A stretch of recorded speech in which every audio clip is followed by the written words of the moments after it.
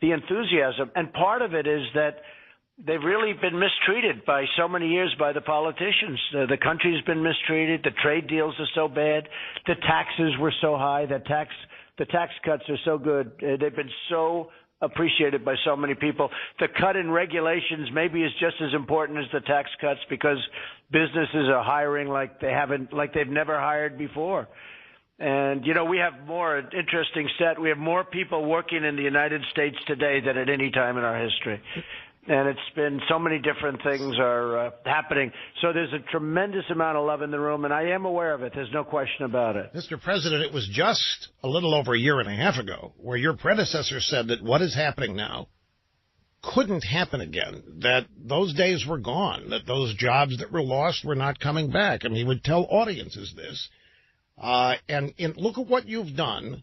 And again, with the entirety, seemingly the entirety of Washington's political class opposed. In a year and a half, you have reversed the direction the country was going in. 4.1% economic growth. When you promised that, they accused you of misleading people because it couldn't happen. Well, that's right, Rush. You have a lot of bad people in Washington. You knew that a long time ago. Frankly, before I knew it, I had no idea how evil some of them are, but you have a lot of great people, too. And outside of Washington, you have the greatest people in the world.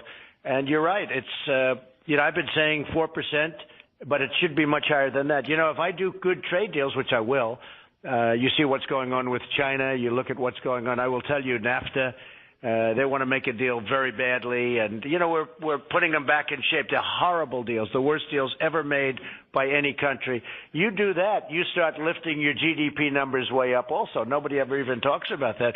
We're doing 4.1 with bad trade deals. We have horrible trade deals. And our farmers, we're going to open up markets for them, but they're great patriots.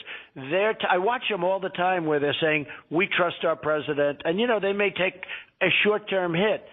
But you look at farming, it's been going down for 15 years. Soybeans, 5 years before the election, was cut in half. The price was cut in half. I wasn't there. So it's going to, a lot of things are happening that are very exciting. And, you look at the job numbers, you look at African American, best ever, Hispanic, Asian, women, best ever. And it's been a lot of fun for me, but I see the happiness on the faces. Like last night in Florida with that, really massive crowd. You see the happiness and the love, and nobody left. It's like nobody turns off your show. It's like you can't. Nobody leaves. I'll speak for an hour and 10 minutes, hour and 20 minutes. There wasn't a person that left that room. It was an absolute love fest, and it's going on all over the country. And a lot of it's the same message. Most of it, I think probably all of it, is the same message that you give out so well every day, better than anybody. Well, but your key, I do understand it. I understand the bond that those people attending your rallies have with you and you with them. I've seen it. I know why it exists. And you are consistent. Things you said during the campaign, things you still say today. You haven't given anybody reason to doubt you. You haven't betrayed anybody or made them think that you're going to.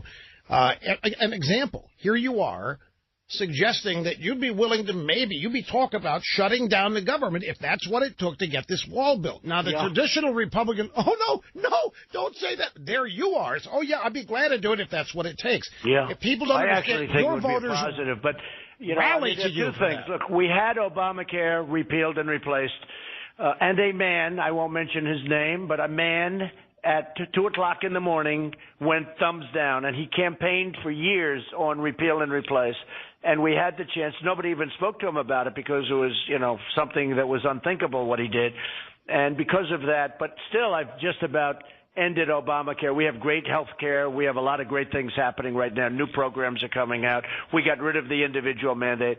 But that was very disappointing to me that night. And he did it because of me probably. But that was very disappointing. That was a horrible thing he did to our country. And frankly, it cost $1 trillion because we would have saved $1 trillion on top of which we would have had good health care. But we're doing it a different way. We have to go a different route. But he cost us $1 trillion. And the other thing is the wall. We've started it. It's like pulling teeth, though. Getting these guys to get it done is and you have no idea how tough I've been. And I say, hey, if you have a shutdown, you have a shutdown. Now, the shutdown can also take place after the election. I happen to think it's a great political thing because people want border security. It's not just the wall, Rush, as you know. It's border security. It's getting rid of